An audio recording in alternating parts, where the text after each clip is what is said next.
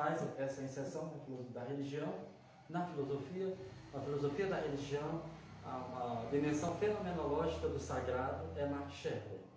Então, Max Scheler é um filósofo ainda pouco conhecido no Brasil, pouco trabalhado no ambiente acadêmico, mas ele foi um gênio extraordinário, né, chamado por muitos de um gênio vulcânico, porque Max Scheler passa por intuições, ele vivencia no seu ser assim grandes intuições, né, e vai fazendo mudanças constantes no seu modo de sentir, de ver e pensar o mundo, na sua personalidade. Max Scheler foi decisivo para Frankl, não só para Frankl como para Heidegger, né? Antes de Frankl ele já foi decisivo para Heidegger, né? Heidegger é um pensador que dispensa apresentações. Heidegger fez o elogio fúnebre a Max Scheler, né? Ele diz no funeral de Max Scheler que a filosofia estava perdendo naquele momento com ele um dos grandes caminhos, ou desapareceria naquele momento na Alemanha, um dos grandes caminhos da filosofia no Ocidente. E Heidegger diz mais ainda, a filosofia cai na obscuridade. Então, ele presta a Max Scheler um elogio que ele não prestou a nenhum outro pensador. Por que Heidegger se sensibilizou tanto com Max Scheler? Porque Max Scheler vai adentrar numa área da pessoa humana até então não pensada ou não pesquisada por nenhum outro filósofo, né, que é a emocionalidade, né, a esfera da emocionalidade da pessoa humana. Então, tentar, a partir dessa ordem do coração, né, como diz Pascal, tá, tentar pontuar toda uma filosofia de valores. Então, Max Scheler, nesse sentido, ele é genial. Ele nasce em 1874, em Munique, e morre em 1928, em Frankfurt. Ele morre prematuramente. Ele tem a intenção de deixar uma antropologia filosófica, onde ele vai fazer a inserção do divino no homem. A inserção do divino no homem, a fase final de Scheler. Scheler passa por 3 grandes momentos. Primeiro, ele vai pontuar uma fenomenologia dos valores, uma filosofia da religião. E o terceiro grande momento, a inserção do divino, do sagrado no homem.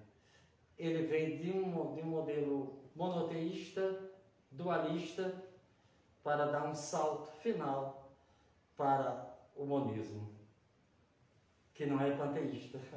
Ele foi confundido como Spinoza, como Nikolai Hartmann, como Hegel e tantos outros, acusado de panteísmo, mas isso é um equívoco. Então, eu vou apresentar para vocês os textos básicos de Scheler. Eu tenho a intenção de continuar com esse projeto. Eu comecei tematizando Jasper, né, o divino como liberdade absoluta, e agora Scheler. E nesse percurso, desses encontros, eu vou continuar tematizando Deus na filosofia do século XX. Esse texto aqui, né, é um trabalho dos melhores especialistas na Itália. Foi escolhido os melhores especialistas das mais importantes universidades italianas para tematizar Deus na filosofia do século XX, pegando de Nietzsche a Habermas, né? Então é um percurso muito rico dos mais importantes filósofos do século XX, teístas e ateístas. Então é muito interessante, é um texto belíssimo aqui do Giorgio Penso e o Rossino Ghibellini, né? Então é um texto de grande densidade. A filosofia não é um trabalho fácil, né? E eu peguei aqui a reflexão de Max Scheler. Vou apresentar para vocês Do Eterno no Homem, um texto de 1924, não é? Onde Scheler ainda tem em mente que o homem é uma ideia eterna de Deus. Ele já pontua isso em a essência das formas de simpatia. Aí ele já pensa o homem como uma ideia eterna de Deus. E nesse texto do Eterno no Homem, da editora Voz, ele pensa uma renovação do catolicismo. Aos 15 anos ele se adere ao catolicismo, sai do protestantismo para o catolicismo. Então, e essa é um percurso muito fecundo, de grande produção. Em 1913 ele vai publicar a sua obra mais importante, o Formalismo na Ética, a Ética Material dos Valores. Né? Essa é uma obra fundamental em Schelling. Difícil, não existe em língua portuguesa, mesmo em Portugal, dificilmente se encontra. Pedir a Francisca, que está fazendo doutorado em Portugal, ela não encontrou absolutamente, só existe em alemão, talvez alguma versão em espanhol na Espanha, mas eu consegui uma dissertação muito boa, a melhor que já feita no Brasil, no Instituto de Filosofia da Universidade Federal do Rio de Janeiro, do Eduardo Gomes de Siqueira. Ele pensava trabalhar valores. Ele queria fazer a dissertação dele sobre valores. E ele começou lá. Mas aí ele, naquele momento, estava lá o mais importante filósofo brasileiro, Manuel Carneiro Leão. E ele estava tentando trabalhar valores a partir de Kant, que é a tradição ocidental.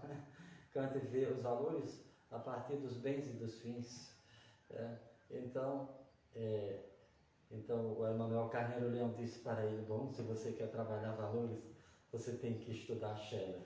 Sem Schelling você não tem como trabalhar valores. E ele começou, foi um desafio. Ele disse: eu odiava e ao mesmo tempo eu amava, e foi.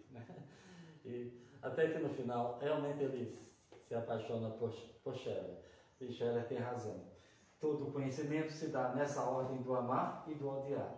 Esse é o binômio de Schelling, o amar e o odiar. Toda a ordem de valores, não pode, todo conhecimento só pode se dar nessa esfera do amar e do odiar.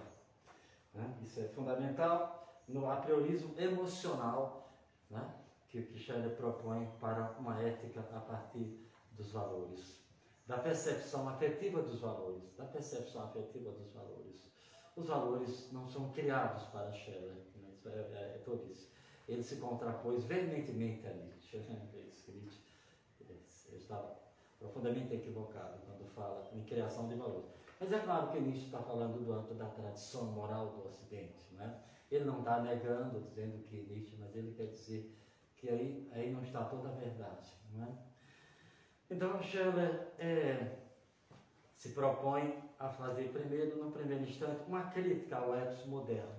Ele vai fazer uma crítica ao ethos moderno, à tradição ocidental. E ele vai dizer, propriamente, a crítica que Schelling dirige ao ethos moderno, fundamentalmente, né, fundamenta-se na convicção de que existe um mundo objetivo de valores. Então, ele começa dizendo que há um mundo objetivo de valores. E que, hierarquizados, segundo uma ordem eterna, e que existe, correlativamente, nas subjetividades, leis igualmente eternas, né? De preferência axiológica, que tem como ordem a preferencial amar e odiar. Aquilo que amamos nos torna familiar, muito propriamente. Aquilo que odiamos nos distancia.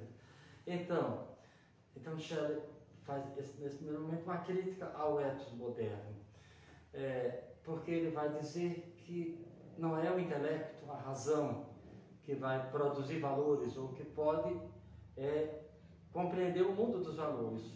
Os valores, como disse Einstein, vêm de outra região. Do mundo dos fatos, diz Einstein, não é possível nenhum caminho para o mundo dos valores. O mundo dos valores demanda uma outra região. E que região é essa de que fala Einstein? O Boden esteve um ano em Princeton, né? E lá ele conviveu com Einstein. E ele dialogou muito com Einstein sobre isso. E no Rio, no Clube Naval, nos cursos de filosofia no Rio, ele pontuou muito essa questão. Citava muito Einstein, né? do mundo dos fatos. O mundo dos fatos não conduz a nenhum caminho para o mundo dos valores. O mundo dos valores demanda outra região. E Scherer vai partir dessa região, da região intuitiva, de um a priori, o a priori emocional, da região do espírito propriamente, do espírito humano. Então, isso é fundamental em Scherer. Ele vai ser criticado por defender um excessivo intuicionismo a priorista. Mas aí, ele no fundo vai mostrar a insuficiência do intelecto. Pela análise intelectual, não é possível acessar o mundo dos valores. Como acessar o mundo dos valores? Não pela análise intelectual, não, mas pela intuição emocional. Mas Scherer não confunde aí o emocional com o mundo sensível dos nossos sentimentos e os nossos impulsos vitais, propriamente corporais. Não. Essa é uma ordem de insights mais profundo, né?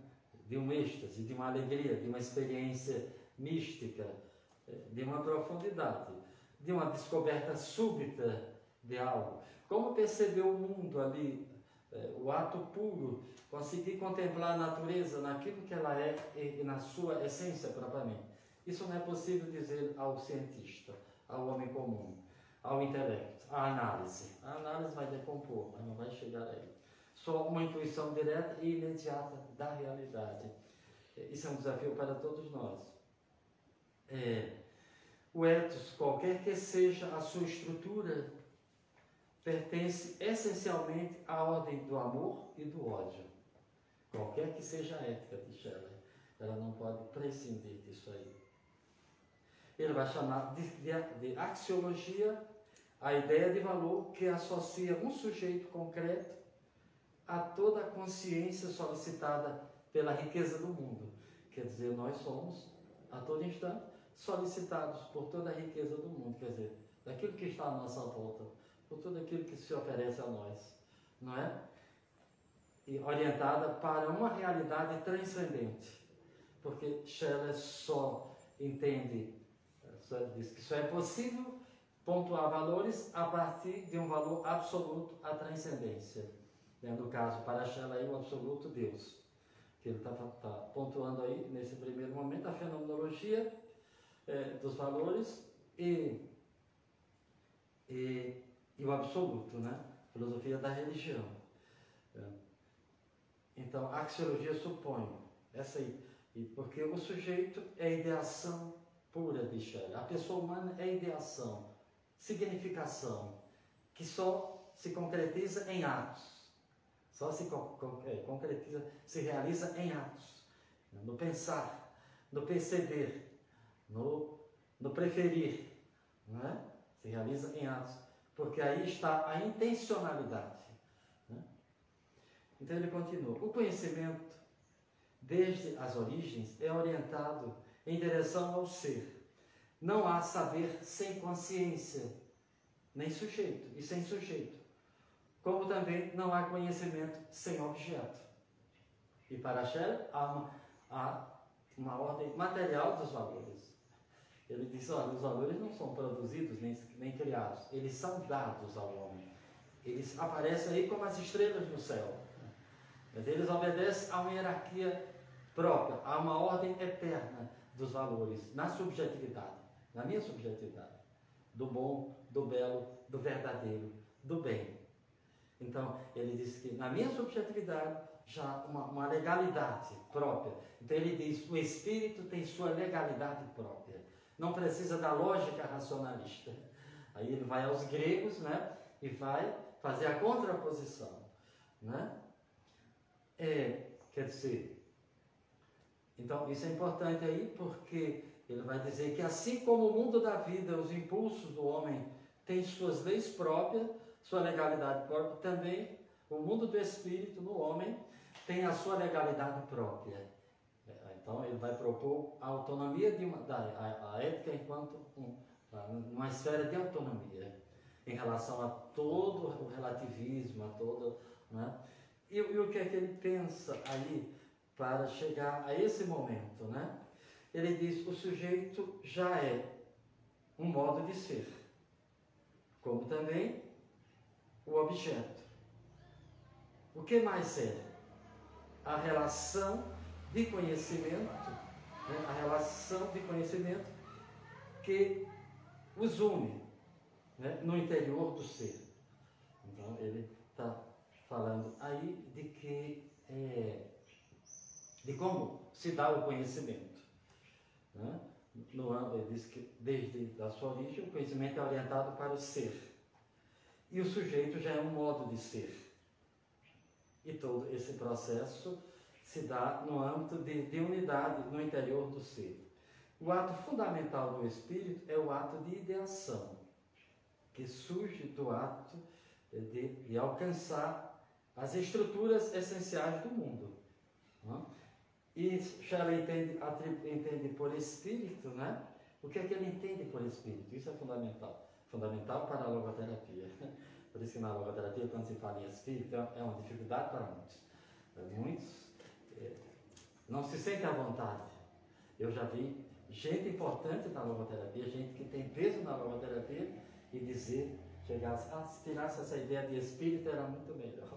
Eu digo, isso é um escândalo. Isso é uma morte. Como é possível? Eu fiquei escandalizado em São Luís quando eu vi isso. Vi um nome importante na logoterapia, que tem um trabalho muito rico na logoterapia. Eu digo, olha, Frank pensou com cuidado. Isso seria... Imagine, Shelley ficaria escandalizado. Né? Então, o que Shelley entende por espírito? Isso é muito importante. Porque Shelley rompe com a tradição ocidental. Ele vai na origem grega e ele diz, olha, não me interessa mais o logos grego enquanto razão. E também, daí a ideia de espírito. Nem também a tradição cristã, a noção cristã de espírito. E olha que Shelley está no catolicismo. E a sua passagem é muito fecunda pelo catolicismo, né? Mas ele está ainda numa concepção dualista, monoteísta dualista do mundo. Shelley atribui ao termo espírito tudo o que há no ser, de ato, de intencionalidade. O espírito, a pessoa espiritual é, pois, intencionalidade pura. Isso é Shelley, e Frank diz isso lá, nos fundamentos. Ele repete Shelley. Sem Shelley não haveria logoterapia. Nesse âmbito da compreensão da pessoa humana. Quando Frankl diz lá, nos fundamentos antropológicos da logoterapia, na medida que o homem existe, na medida que o homem é espírito, imagina, afirmar uma coisa dessa foi um escândalo. Para a perspectiva antropológica, como é que a tradição cristã e toda ia entender isso aí? Diz, na medida que o homem é espírito, ele existe como pessoa. Isso Frankl repete, isso é Shelley. E Frankl repete lá, literalmente. Porque isso é pessoa e espírito em Shelley. Quer dizer, na medida em que o homem é intencionalidade, é isso que Frankl quer dizer. Se ele é espírito, ele é uma totalidade de atos intencionais. E qual é o centro de referência disso? É a pessoa. A pessoa é uma totalidade de atos intencionais. Para clarificar um pouco a noção de espírito, tanto em Shelley como no âmbito da logoterapia, que é um desafio para muitos, que requer uma leitura e uma releitura. Digo a vocês que Shelley não é fácil, também, né? Porque ele está no intuicionismo, numa intuição a priorística, que a análise intelectual não pode dar conta para ele, não? Absolutamente. Não só Shelley pensa assim, os grandes intuitivos pensaram assim, Spinoza pensou assim, Einstein pensou assim, na sua visão filosófica do mundo, e todos os grandes intuitivos. Não? Sim. Então, ele atribui ao termo espírito a intencionalidade mesmo. Então, ele diz, ao ato implica tanto a percepção interior como exterior, como a recordação, a preferência, do querer, do não querer, do juízo. Não? Então, a pessoa é uma totalidade de atos intencionais. Aqui, outra obra fundamental, a posição do homem no cosmos. Não? A outra obra fundamental de Shelley, Morte e Sobrevivência, isso foi lançado há 2 anos, Morte e Sobrevivência. São textos. Ele foi um gênio demolidor. Ele disse que a ciência é o coveiro da religião. Nada mais do que isso. Ele foi terrível, Shelley. foi um gênio vulcânico, morre precocemente, morte e sobrevivência, sempre que está repetido aqui, o outro seria renascimento da reviravolta dos valores, não trouxe todos. Bom, então, a fenomenologia para Scheller, ela se dá não como um método, não como uma ciência mais para a filosofia, mas como uma postura espiritual. A fenomenologia para Scheller não é um nome de uma nova ciência, nem uma palavra de substituição para a filosofia, mas uma postura espiritual. Então ele é muito feliz, é claro, ele dizer, como é que eu contemplo o mundo? Como é que eu contemplo a realidade? Como é que eu me encontro com o outro? Como é que eu vejo o outro? Como é que eu sinto a presença? Não é? Na relação de encontro. Quer dizer, como é que eu consigo perceber o mundo sem motivo? Não é? Se eu consigo perceber o mundo só a partir de uma análise intelectual do mundo dos fatos? Ele diz não. Mas uma postura espiritual, com que se recebe algo para ver ou para viver. Algo que, sem ela, permaneceria oculto. Um dirigir-se para aqueles fatos puros, abre e fecha aspas, que o homem geral e mesmo o cientista não sabe captar. Porque ele usa somente a sua acuidade intelectual. A sua acuidade intelectual, somente. Ele acha que o intelecto é tudo. Mas um dos intelectos mais poderosos do século XX foi Wittgenstein. O Tratado Lógico-Filosófico, juntamente com Seritem, são as duas obras de maior repercussão do século XX.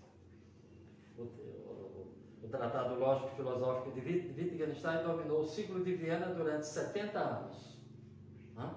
Filosofia da linguagem, durante 70 anos. Ele foi decisivo para os grandes da linguagem, pensadores da filosofia da linguagem em Viena, Wittgenstein. E ele foi demolitor também.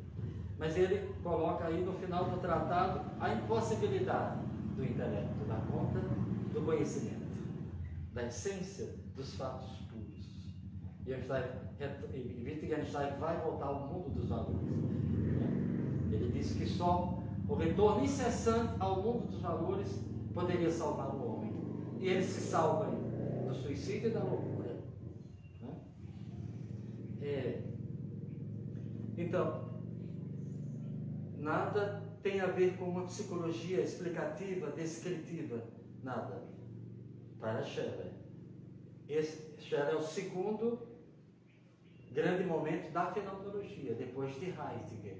Ele é encaminhado por Dilthey, filósofo alemão, grande do historicismo alemão, Guilherme Dilthey, para Göttingen. Dilthey já tinha encaminhado Russell. Foram as duas grandes esperanças de Dilthey, Russell e Scheller. Ele morreu feliz, né?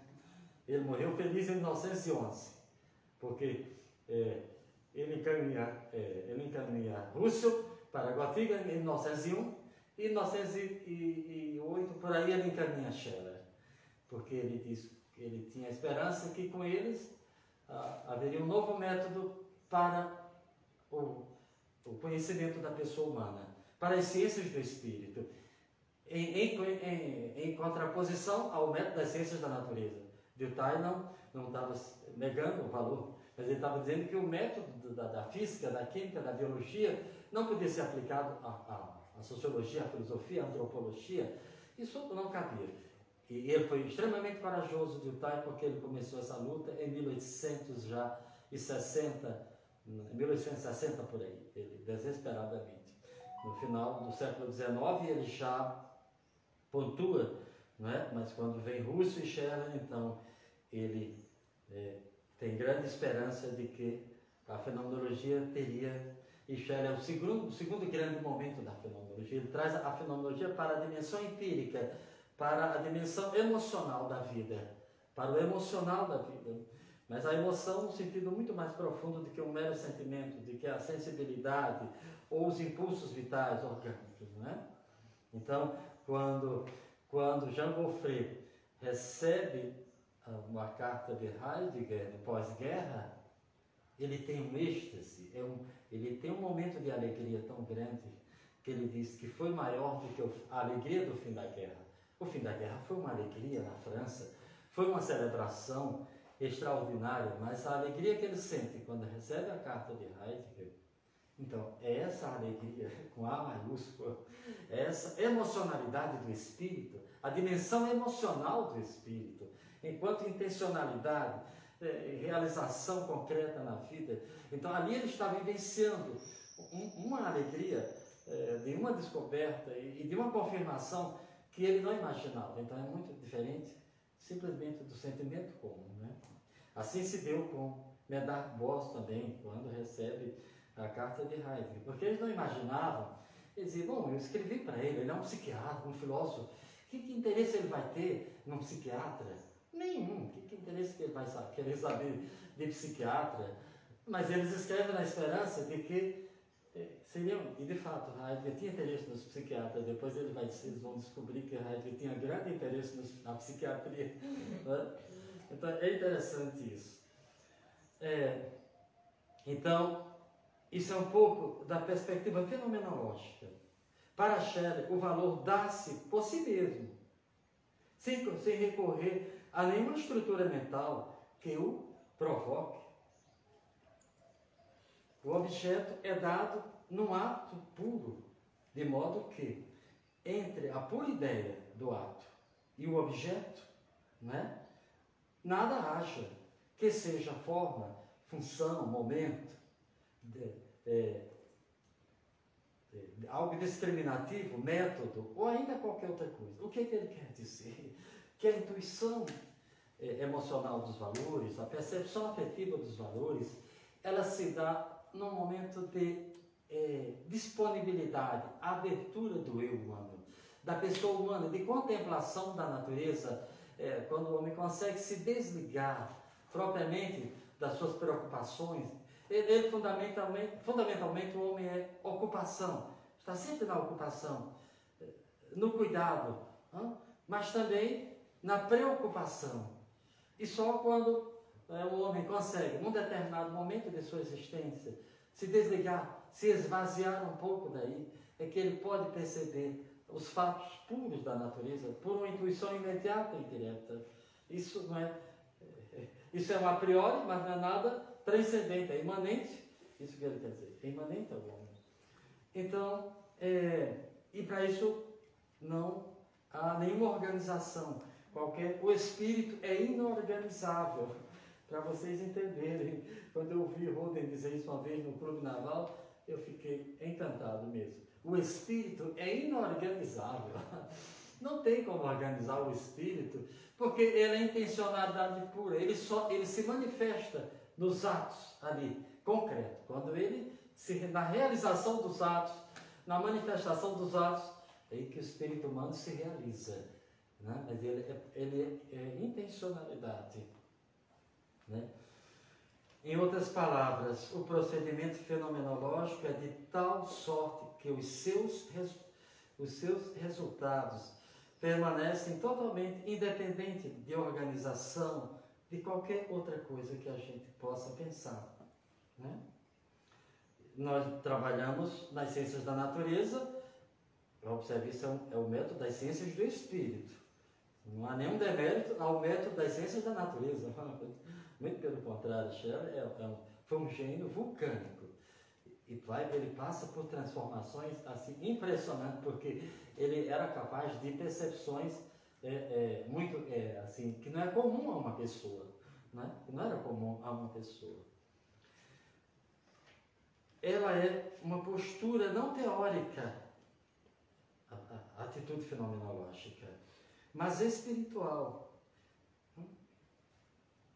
E está, sim, e antes de tudo um ato de amor, assim, que já ilumina mais um pouco, né? Porque ele vai dizer, é o dar-se por inteiro numa tarefa, num encontro, na obra de arte, naquilo que se quer do mundo, né? Com alegria.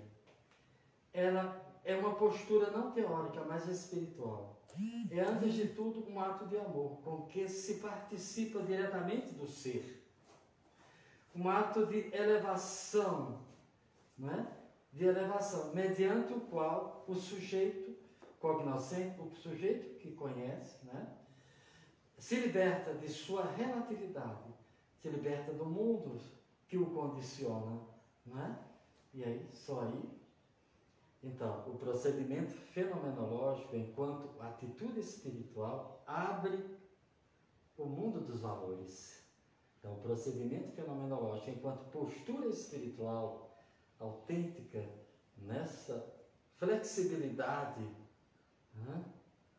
Na beleza da simplicidade, né? E na flexibilidade da inocência, como disse uma grande hindu, quando esteve na Dinamarca falando para os jovens dependentes químicos, é que se abre o mundo dos valores, né? Se percebe propriamente o verdadeiro, o belo, o bem.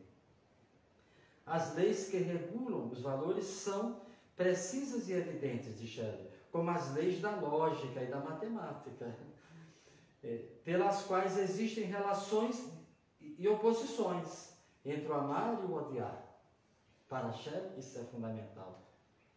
A parte emocional do espírito, que diz respeito justamente ao sentir, ao preferir, ao amar, ao odiar, tem um conteúdo originário, a priori, pré-reflexivo. Não está na análise intelectual, não pode ser captado por uma análise intelectual, não pode. Que não é tomado de empréstimo ao pensar e que a ética, de modo independente da lógica, tem a missão de revelar. Tem a missão de revelar. Isso é fundamental para a inserção do divino no homem, né, em Shelley. Eu estou andando um pouco rápido também, porque é um tema muito denso, digo a vocês, é um desafio, né? Mas os valores são, portanto, qualidades objetivas, né, materiais, não redutíveis ao ato do juízo valorativo, de um juízo de valor, como nós fazemos, na função psíquica, ou de qualquer outra atividade do sujeito que a apreende, que isso é o que comumente ocorre, né? Mas ele é independente a tudo isso. Então, eu vou andar um pouco aqui para que, né, isso é um tema para aí umas 2 horas ou muito mais, né? Então, Shelley, para a gente falar um pouco agora da ordem do sagrado. Aqui é um pouco da filosofia dos valores, né? Agora um pouco da ordem do sagrado, para vocês perceberem de como Shelley vai chegar a isso. Shelley está dentro de um monoteísmo dualista, como é toda a nossa tradição. Nós imaginamos um Deus lá no céu e nós aqui. E um Deus que só pode ser acessível a nós pela revelação, pela graça, pela iluminação. Então, talvez os santos. E somente os santos, diz Shelley. E nem todos os santos, talvez alguns, né? Uns poucos. Né? Porque o santo não é aquele, diz Shelley, que vai cumprir um comportamento, não, dentro da ética, da moral e do agir. Não, Shelley faz uma crítica a toda. Mas ele diz que o santo é um portador de valores. Quer dizer, ele emana valores. Só esse pode encantar, não mais que isso. Né? E na ordem do sagrado, né? A ordem dos valores tem como fundamento o sagrado, quer dizer, o divino, o absoluto. Para Shelley é aí. Ele é filosofia e religião, e agora a ordem do sagrado. E para Shelley, ele tem o homem como ideia eterna de Deus. Observe que lá, em 1922, 23, quando ele lança da essência das formas de simpatia, ele diz que o homem é a ideia eterna de Deus. E no eterno do homem, ele retoma isso como uma revolução, uma renovação para o catolicismo. E 2 anos após, ele rompe com tudo isso. Então, ele é um gênio né, extraordinário nesse sentido, como ele consegue perceber, né? Então, que constitui o horizonte em que todo valor deve aparecer. Ou seja, nenhum valor pode ser tomado como absolutamente objetivo se já não tivesse sido, se não tiver relacionado, né, ao sagrado, que o condiciona. O próprio ato de amor não é entendido como o amor a um Deus, como a gente intelectualmente pensa, cuja existência já é pressuposta, mas como um dirigir-se essencial a algo que pertence ao valor do sagrado. Então, é claro, isso ele vai fazer isso é uma crítica ao relativismo. Michel Franco também defende essa posição dos fundamentos antropológicos da logoterapia, quando Franco critica o relativismo, porque é claro que há um valor absoluto.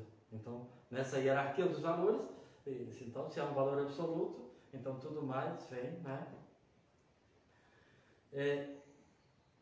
O que é o sagrado para Scheller e para tantos outros? É a consciência do verdadeiro, do bom, do belo, do bem absoluto, né? Experimentado como realidade transcendente. Experimentado, Scheller ainda está no dualismo e no monoteísmo dualista. Ele não aceita ainda a imanência de Deus no homem, não. Ele critica Spinoza, ele critica Hegel, critica Nikolai Hartmann, que também foi importante para Frank.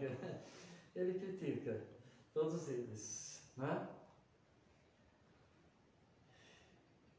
O homos religioso, diz ele, o homos religioso representa, pois, o sagrado, vivido, não é? Vivido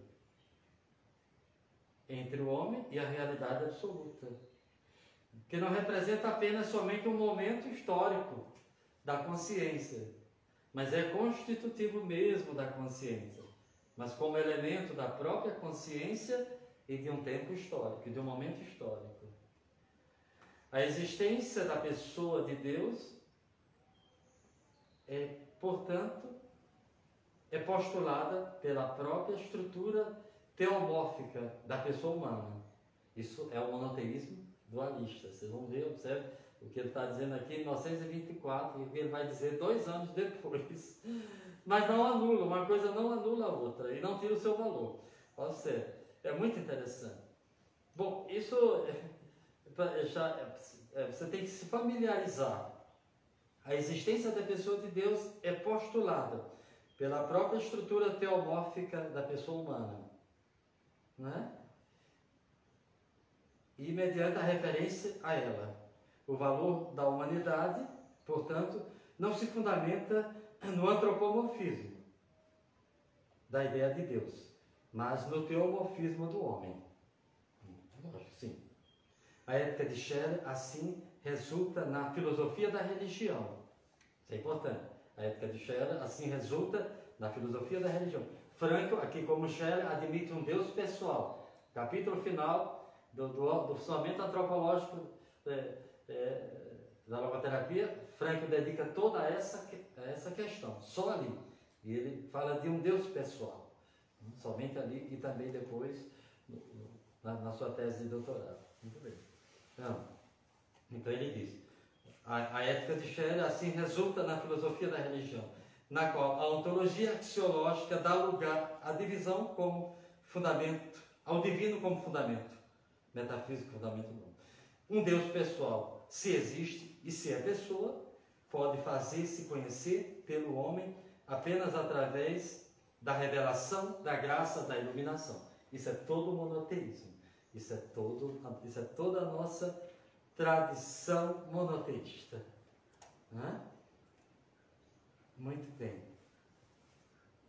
E aqui agora, adiantando um pouco, as determinações próprias do sagrado, que é absolutidade e sacralidade.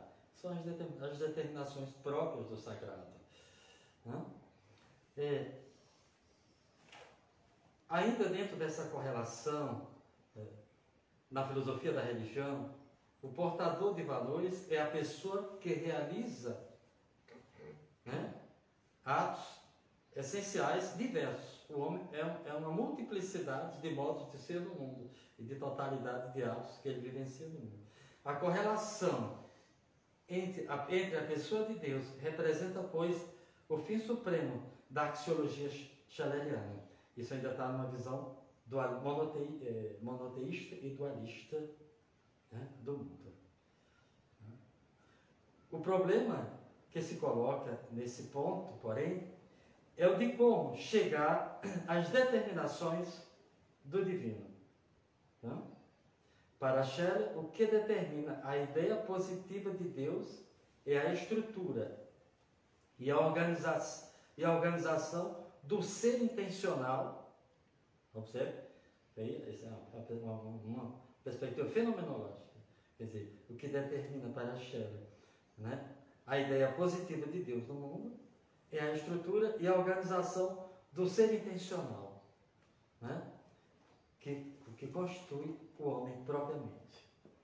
E aí, agora, para finalizar, a inserção do homem no divino, a fase final de Scheller. É muito interessante como ele vai dar o salto agora do monoteísmo dualista para o monoteísmo, para o monismo panenteísta. Não tem como confundir, mas isso é uma confusão muito grande aí na esfera da teologia, em todos os âmbitos. O catolicismo fica chocado, vai acusar ele de panteísta. Se ele identificasse toda a realidade humana como divina, não. Na essência, sim, mas não na existência. Isso. Mas ele é panenteísta, quer dizer, na essência você tem o divino, mas nas existências o homem é responsável, né, pelos seus atos, por tudo. Então não poderia, seria um perigoso idealismo metafísico. O panteísmo vai levar, a atitude panteísta conduz a um perigoso idealismo metafísico. Tudo é Deus, se alguém matou, foi Deus que matou. Não, isso é absurdo.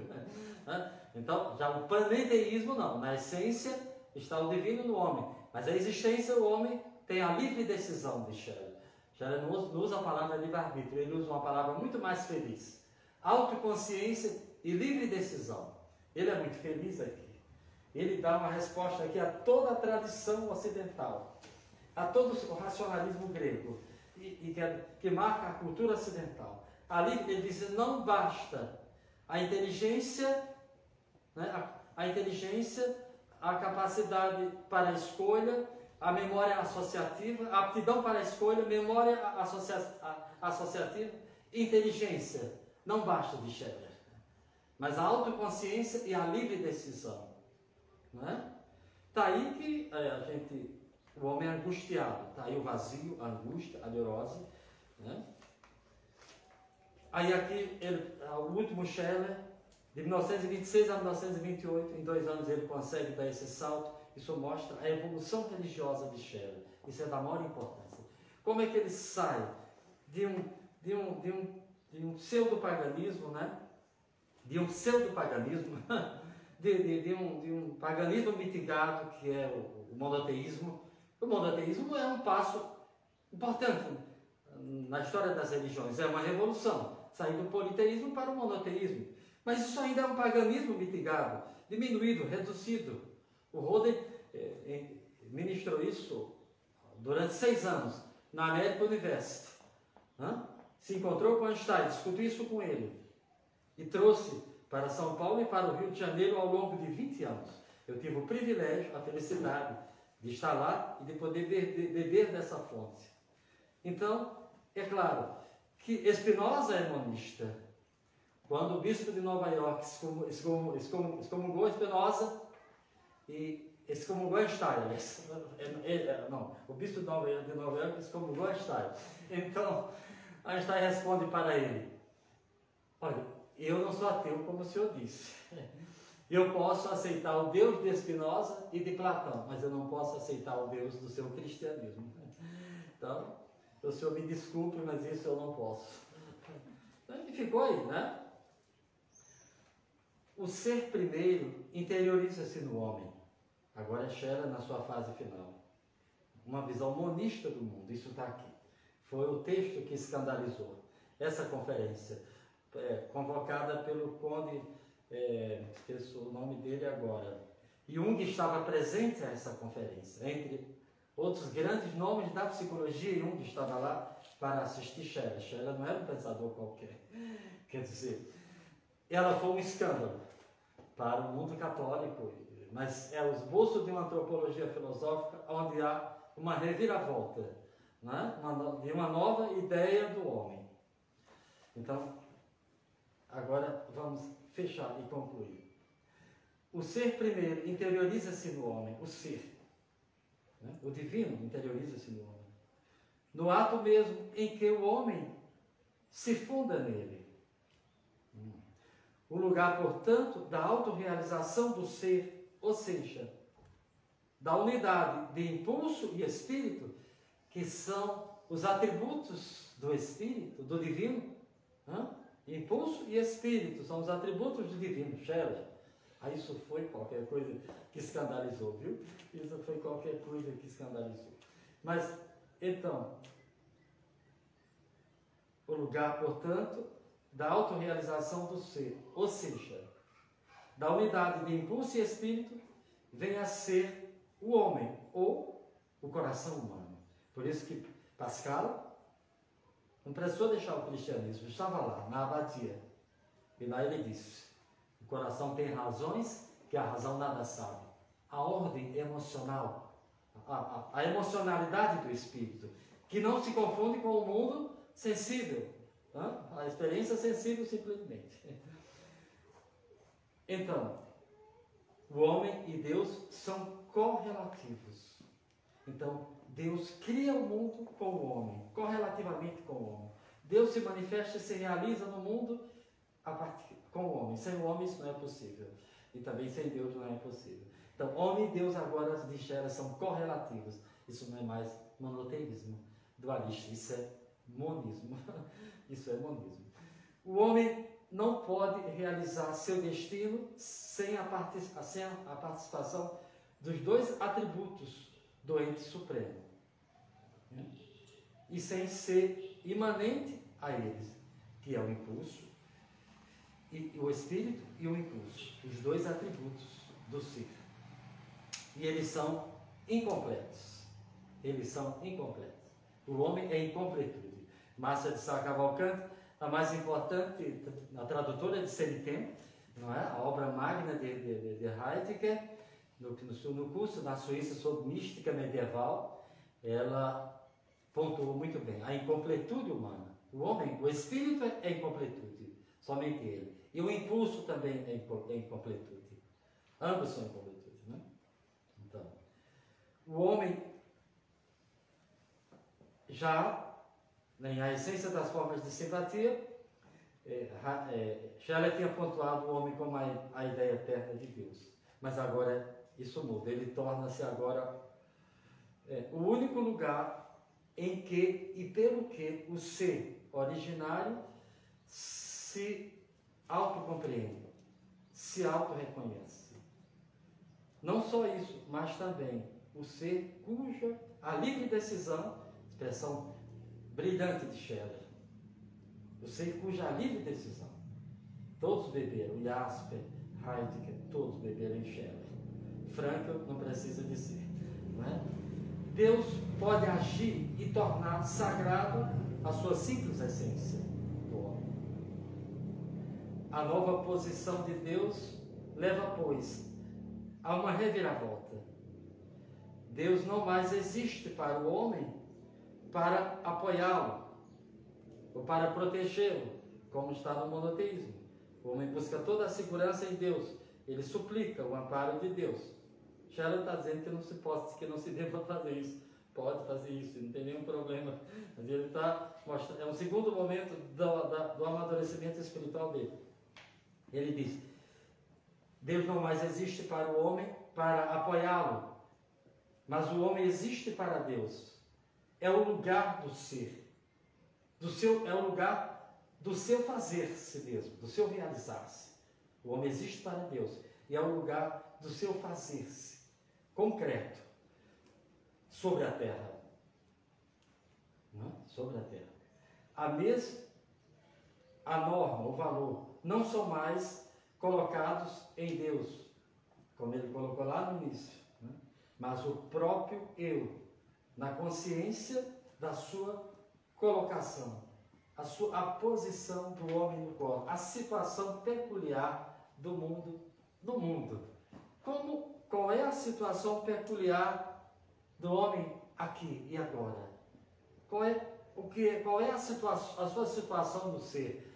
Essa é a indagação de Scheller aqui. Então, e o que significa ser? Ele deixa em aberto, ele não responde. E tá certo. O homem agora se funda. Deus e o homem são correlativos.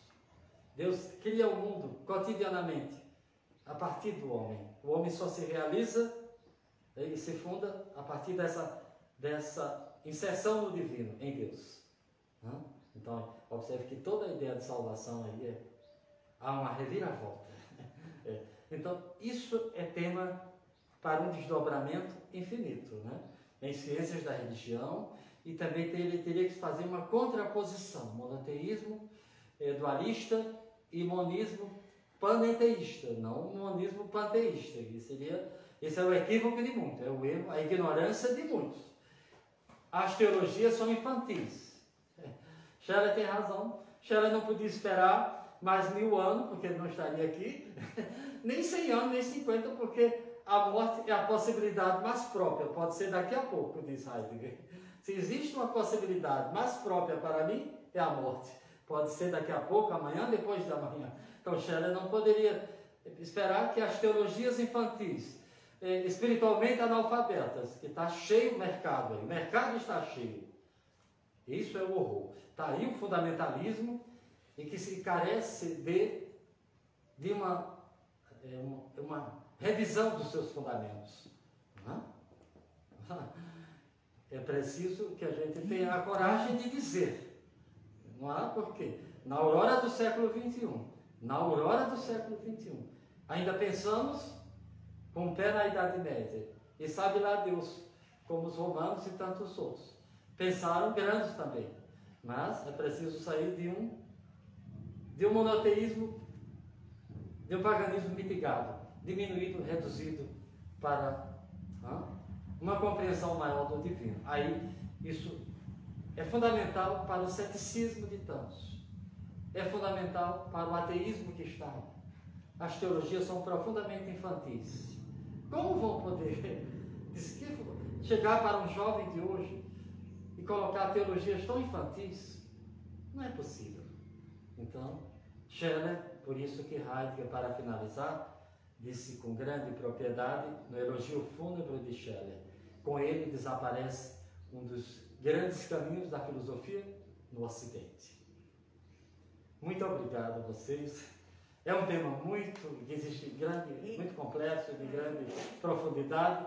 Eu procurei ser breve, mas isso é tema para uma outra discussão, para um curso, para um outro momento. Então, muito obrigado e alegria de vocês.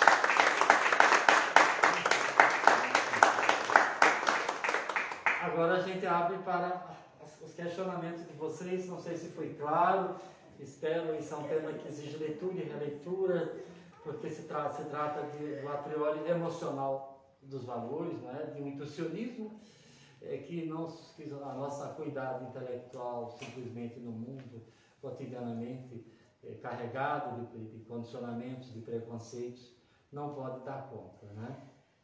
Mas a natureza não dá saltos, é um passo em 1000 anos.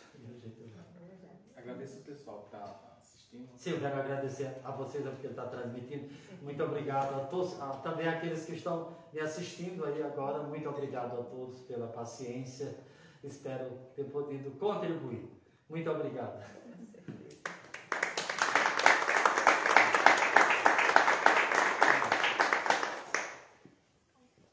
Eu sou suspeito, como vocês viram, né, de filosofia. Mas está em aberto. Delano, você começa por aí. Eu também